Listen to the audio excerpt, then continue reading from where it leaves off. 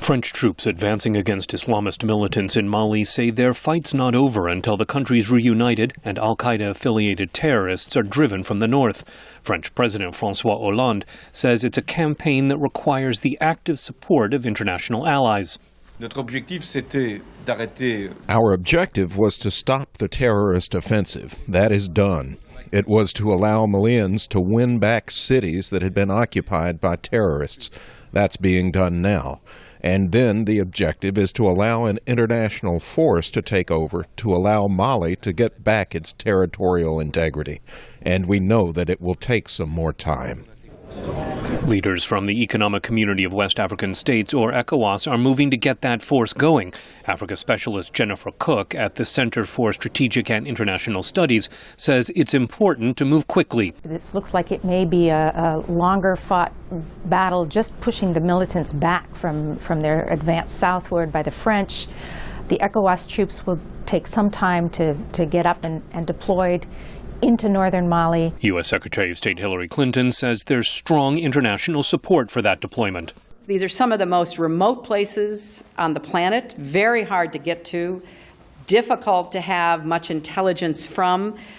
So there's going to be a lot of work that has to go into our efforts. Nigerian troops are already arriving in Mali. Nigeria's leadership of the West African force comes as the government in Abuja faces its own violence by Islamist militants from a group known as Boko Haram. Charles Dokobu of the Nigerian Institute of International Affairs says confronting extremists in Mali is part of Nigeria's efforts to stop the expansion of a broader terrorist network. If this threat is not contained from there, then eventually they will have to pay a bigger price for dealing with intervention in the country if it spreads into Nigeria. And if you have an admixture of what we have in Nigeria and the one that is coming from outside.